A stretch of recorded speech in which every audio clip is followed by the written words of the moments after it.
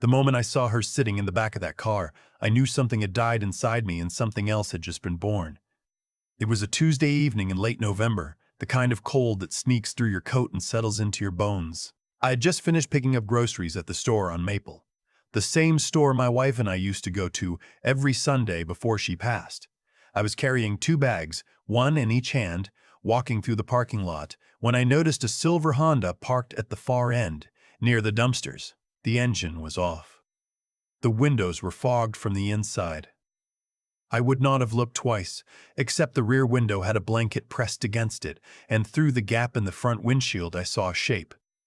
A woman, curled in the passenger seat, her head resting on a rolled-up jacket. Something about the hair stopped me. Dark brown, tangled, falling across her face the same way it used to fall when she was 12 years old, and refused to tie it back. I set the bags down on the asphalt. I walked closer. My hands were shaking before I even reached the door, because some part of me already knew. Some part of me had been waiting for this moment without realizing it. I tapped on the window softly, and she flinched. She flinched, the way a person flinches when they have been flinching for years. The door opened slowly, and there she was, my daughter, my Amelia. Her face was thinner than I remembered, her cheekbones pressed against her skin in a way that made my stomach turn. There were dark circles under her eyes so deep they looked like bruises. She was wearing a sweater I recognized from 3 winters ago, now stretched and stained, and a pair of sneakers with the sole peeling away from the toe. She looked at me, and for a second I saw her try to smile, but it broke apart before it even formed. "Dad?" she whispered. I could not speak. I physically could not get the words out. I just opened my arms, and she fell into them, and she cried. Not loudly, not dramatically, just this quiet, exhausted crying. Like she had run out of the energy to cry properly a long time ago. I held her there in that parking lot for I do not know how long. A minute, 5 minutes, long enough for the sky to get darker. "How long?" I finally managed. "How long have you been living in this car?" She pulled away and wiped her face with the back of her hand. "About 4 months. 4 months. My daughter had been sleeping in a car for 4 months, and I did not know. That part still haunts me. I will explain it because I know what you are thinking. You are thinking, what kind of father does not know his own daughter is homeless? And you are right to ask, because I asked myself the same thing every single day after that night. Here is the truth. My son-in-law Kyle had been cutting me off from her for years. It started small. Missed phone calls. "She is busy. She is not feeling well." Then the visits stopped. Then the calls became texts, and the texts became shorter, and then they stopped too. When I drove to their house one time, Kyle met me at the door and told me Amelia did not want to see me. He said it with a straight face. He said she had asked him to tell me to stop coming. He said I was stressing her out, that the doctor recommended she cut contact with people who caused her anxiety. I believed him. God help me. I believed him. Because Kyle was good at this. He was the kind of man who could look you in the eyes and make you feel like the unreasonable one. He had this calm, steady voice, this way of nodding like he understood your pain, this way of making you feel like he was doing you a favor by even talking to you. I spent 18 months thinking my daughter wanted nothing to do with me. I spent 18 months thinking I had failed as a father. I spent 18 months grieving a living person. And the whole time, she was right there, trapped, isolated, and eventually thrown away like she was nothing. I brought her home that night. She could barely walk from the car to my front door. I had to hold her up by the arm. She weighed nothing. I could feel her ribs through her sweater. I sat her on the couch and wrapped her in my wife's old quilt, the one with the blue flowers that Amelia used to drag around the house when she was 5. I heated up chicken soup, the canned kind, because that is all I had, and I sat next to her while she ate. She managed half a bowl before her hands started trembling too much to hold the spoon. "I am sorry, Dad," she kept saying. "I am sorry, Dad," she kept saying. "I am so sorry." "You stop that," I told her. You have nothing to be sorry for." She fell asleep on the couch that night. I stayed in the armchair next to her, watching her breathe, counting each breath like a prayer. The next morning, I made coffee and toast with butter, and I waited for her to wake up on her own. When she did, she looked confused for a moment, like she could not believe she was in a house, on a couch, under a warm blanket. Then she saw me, and she remembered, and her face did that thing again where it tried to smile but could not quite get there. "Tell me everything," I said. I did not push. I just said it and waited. She sat up, pulled the quilt around her shoulders, and stared at the floor for a long time. Then she started talking. Kyle had been having an affair for over 2 years. A woman named Tanya, someone he met through work. Amelia found out when she saw a message on his phone, but when she confronted him, he turned it around on her. He told her she was paranoid. He told her she was crazy. He told her no one would ever believe her because she did not work, did not have friends, did not have anyone. He had made sure of that. 6 months before I found her, Kyle told Amelia he wanted a divorce. But he did not just leave. He had been planning. He had already refinanced the house, a house that Amelia had helped pay for with her nursing salary, before he convinced her to quit and stay home. He had moved money into accounts she did not know about. He had restructured the mortgage so that it was entirely in his name. And then he sold it. He sold their home out from under her. She came back from the grocery store one afternoon, and there was a locksmith changing the locks. A real estate agent was standing in the driveway with a clipboard. Amelia called Kyle, and he told her the house was his, that she had no claim to it, and that she should figure things out on her own. She had no savings, no job, no friends, because Kyle had pushed every single one of them away over the years. He had even changed her phone number twice so people could not reach her. Her nursing license had lapsed because he told her she did not need it anymore. She stayed at a shelter for 2 weeks, then a motel for another 3, using the last of a small inheritance her mother had left her. When that money ran out, she started sleeping in the car. She parked in different lots every night because she was afraid of being noticed. And she never called me because Kyle had spent years telling her that I did not care, that I had moved on, that I had said things about her that I never said. He fabricated text messages. He showed her fake screenshots of conversations that never happened, where I supposedly called her a disappointment. When she told me that, I had to leave the room. I walked into the bathroom, closed the door, and stood there with both hands on the sink, staring at my own reflection. I was shaking so hard the mirror was vibrating. The rage I felt was unlike anything I had experienced in 67 years of life. It was not hot. It was cold. It was the kind of anger that does not scream. It sits. It waits. It plans. I washed my face. I went back out. I sat down. "Where is he now?" I asked. "Birchwood Terrace," she said quietly. He moved in with her. It is a nice place. Gated community. Of course it was. I spent the rest of that day making phone calls. The first was to Morris, an attorney I had known for 30 years. We served together on the town council back when I was still working at the plant. He was retired now, but he still had his license, and more importantly, he still had fire. "Morris," I said when he picked up, "I need your help." "What happened?" "My daughter happened. My daughter happened. Or rather, what was done to her." I told him everything. There was a long silence on the other end. "Russell," he said carefully, "if even half of what you are telling me is true, this man committed fraud." "It is all true." "Then bring me everything you have. Every document, every name, every date." I hung up and went to my desk. I started pulling together everything. Amelia's old tax returns that she had mailed to my house years ago. The original purchase agreement for the house, which I had a copy of because I had co-signed the down payment. Bank statements she had forwarded to me before Kyle cut off contact. A birthday card from 3 years ago where she had written, "Dad, I miss you. I hope you are not mad at me." I never understood that card until now. But before we continue, I would like to know if you subscribe to the channel, Father's Guarded Revenge, and if you like the video, this helps me see that you support me and enjoy my stories. Now, let us continue. The next morning, I drove to Birchwood Terrace. It took 40 minutes. The neighborhood was exactly what I expected.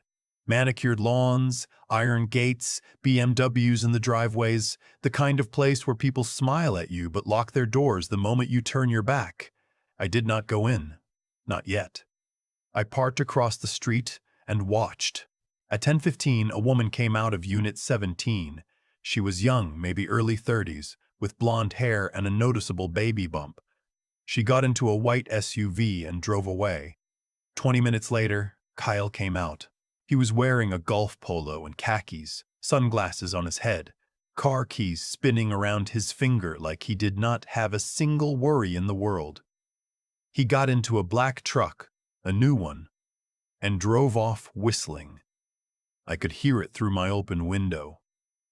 I sat there for a long time after he left. My hands were on the steering wheel, and they would not stop gripping. The contrast was suffocating. My daughter had been sleeping in a Honda with a torn blanket, rationing gas station sandwiches, while this man bought new trucks and lived in gated communities with the money he stole from her. I drove home. I kissed Amelia on the forehead. She was reading a book on the couch, and the fact that she was doing something normal, something human, almost made me cry. I am going to fix this, I told her. She looked up. Dad, please do not do anything dangerous. I am 67 years old, honey. The most dangerous thing I do is eat red meat. She almost laughed. Almost. That afternoon, I went to Morris's office. He had already started working. He had the purchase agreement spread out on his desk, and next to it, a printout from the county recorder's website. Russell, he said, taking off his glasses. Your name is still on the original deed as a guarantor. He refinanced without notifying you, which is a violation. And the sale. The sale happened without your daughter's consent or signature, which means either he forged her name or the title company did not do their job. Which one? Morris pointed to a line on the document. Her signature is on the transfer of deed, but according to what you told me, she did not sign it. She did not. Then we have forgery on top of fraud. I felt the room tilt for a second. Not from shock, from clarity. What do we do? I asked. First, we file a complaint with the district attorney's office. Then we petition the court to freeze the proceeds from the sale. If the money is still sitting somewhere, we can get it. If he spent it, we go after his assets. Do it. There's one more thing, Morris added. If we can get testimony from someone close to him, someone who can corroborate the pattern of deception, this goes from a civil case to a criminal one. I knew exactly who he meant. 2 days later, I went back to Birchwood Terrace. But this time, I was not watching from across the street. I walked through the gate when a delivery truck held it open, and I went straight to Unit 17. I knocked. Kyle opened the door. His face went through 3 stages in about 2 seconds. Confusion, recognition, then something I had never seen on him before. Fear. Russell, he said. Not Dad. Not Mr. Anything, just my name, flat and cold. Kyle, I replied, what are you doing here?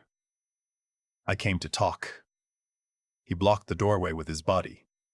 We have nothing to talk about. We have plenty, I said, starting with where my daughter has been sleeping for the last 4 months. His jaw tightened.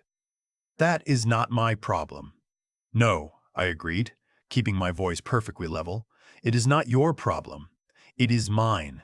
But what you did to make it my problem, that is going to be your problem very soon. He tried to laugh. It came out wrong. Are you threatening me, old man? I do not threaten, I said.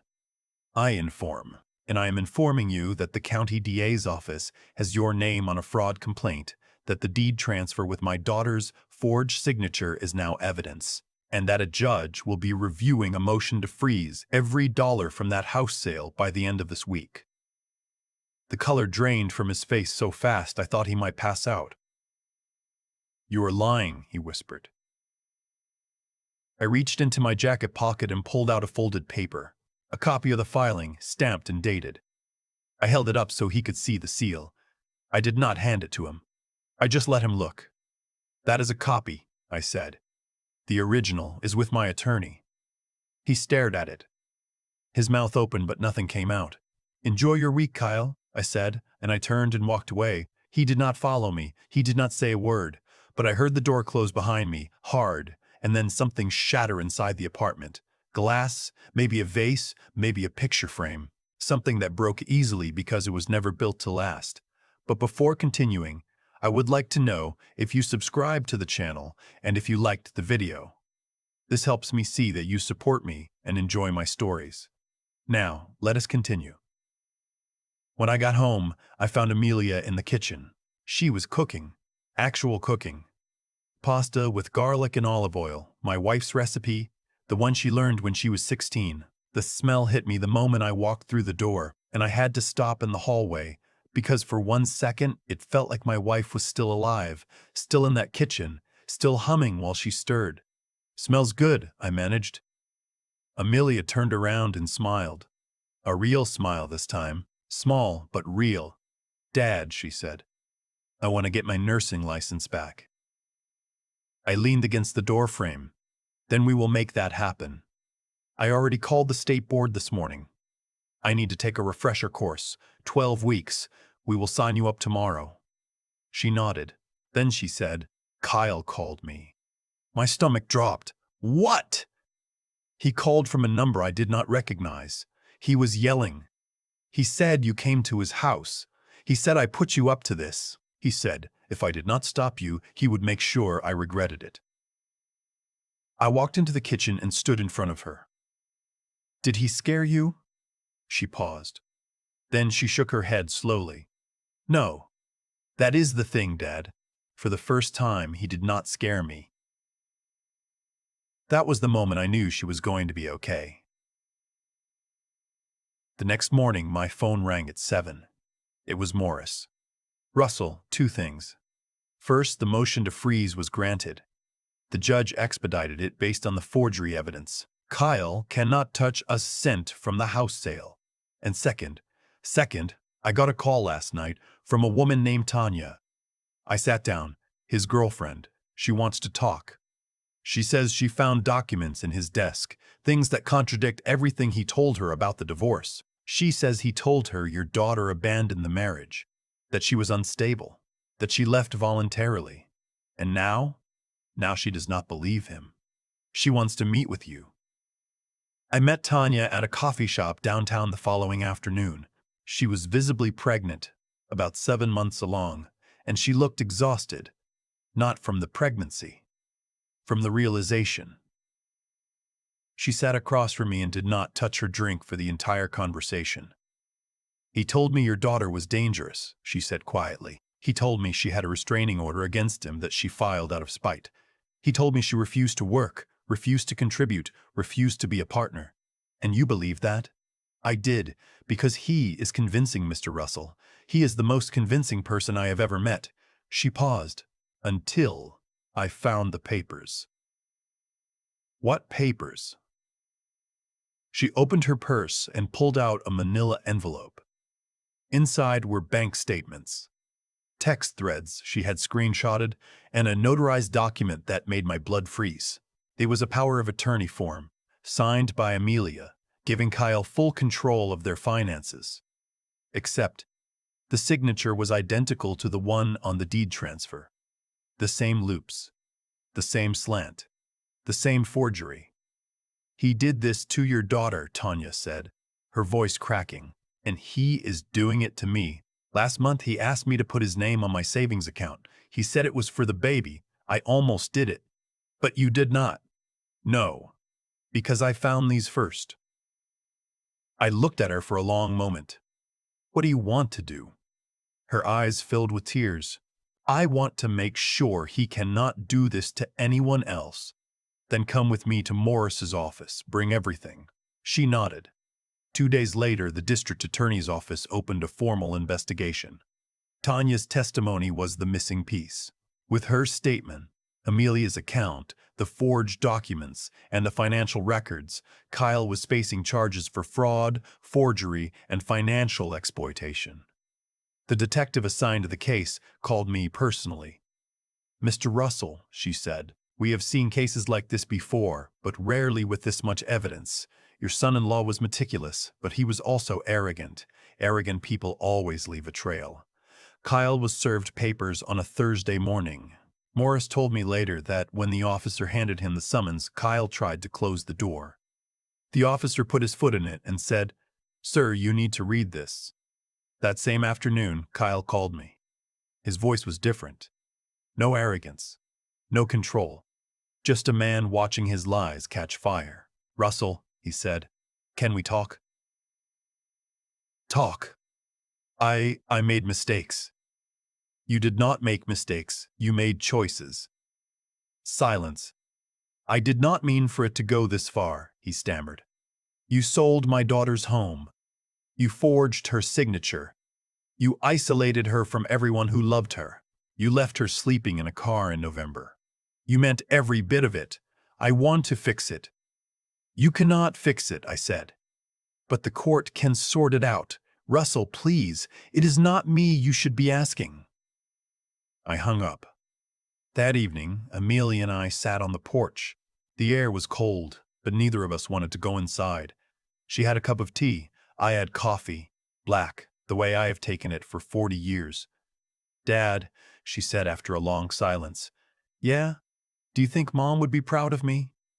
I turned to look at her. The porch light caught her face, and for a second I saw her mother in every line, every shadow, every flicker of doubt. "Honey, your mother would be prouder of you than of anyone she ever knew. Even after everything, even after I let him do all that, you did not let him do all that. You did not let him do anything. He did it to you. There is a difference, and the fact that you are sitting here right now, alive, breathing, fighting, that is everything your mother ever wanted for you." She leaned her head on my shoulder. We sat there until the tea got cold and the coffee was gone, and the street was so quiet you could hear the oak tree in the front yard creaking in the wind.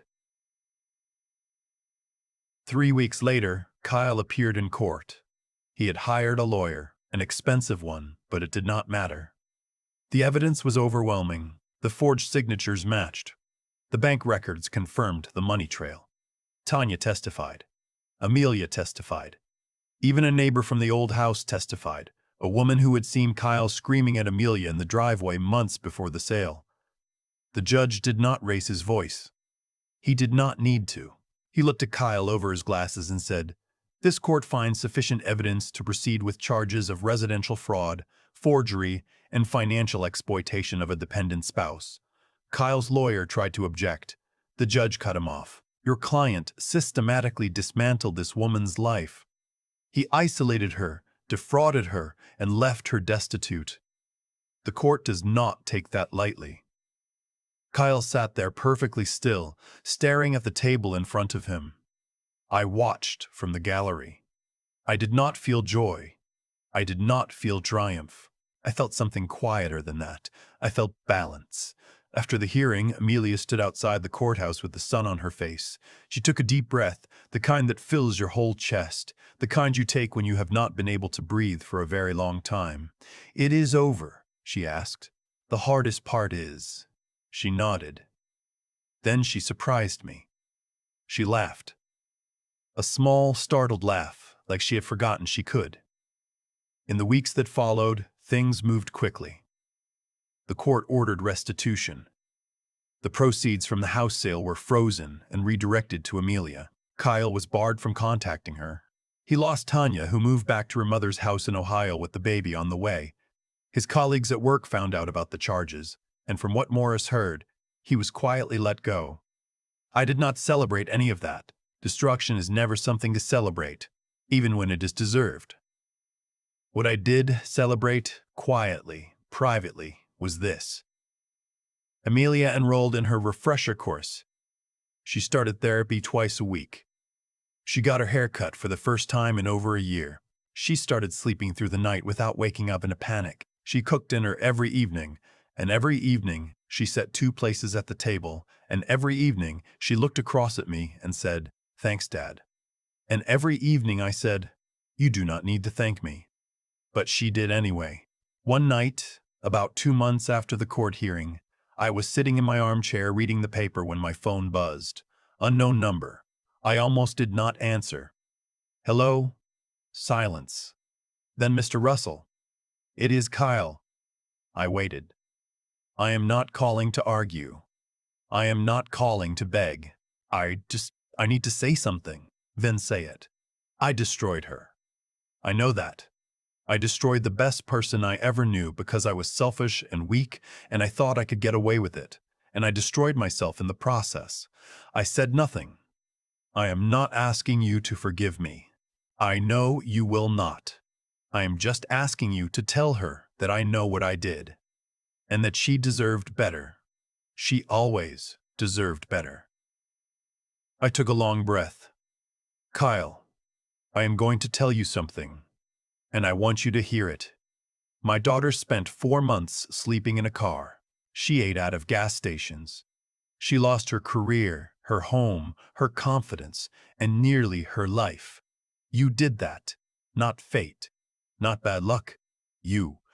And the only reason she is alive today is because God put me in that parking lot at exactly the right time." Silence. "Forgiveness is not mine to give," I said. "That belongs to her. And she will give it when she is ready, if she is ever ready. But that is her choice, not yours." He hung up without another word. I put the phone down and looked toward my daughter's room. The light was off. She was sleeping. Safe. Safe. Warm. Home. That was 6 months ago. Today, Amelia passed her nursing recertification exam. She starts at the county hospital next Monday. She has her own bank account, her own phone, her own life. She smiles now, not the broken kind, but the real kind, the kind that reaches her eyes. I am 67 years old. I have buried my wife. I have watched my daughter nearly destroyed by a man who promised to love her. I have stood in courtrooms and parking lots and kitchens at 3 in the morning, wondering if I was strong enough to keep going. And I was, because that is what fathers do. If there is one thing I have learned from all of this, it is this. You are never too old to fight for the people you love. You are never too late to show up. And the quietest form of revenge is simply refusing to let them win. My name is Russell, and this was my story. Before saying goodbye, I want to talk to you who are on the other side of the screen. Did you subscribe to the channel? If this story touched your heart, your subscription shows me that you like this content and that you want to hear many more stories like this. Leave me a like. That helps me a lot to keep creating stories that reach the soul. Write in the comments what you thought of the story and what you would have done in my place. I love reading your opinions and your experiences, and tell me what city you are watching us from. I like feeling that we are connected regardless of the distance. Thanks for joining me until the end. See you in the next story.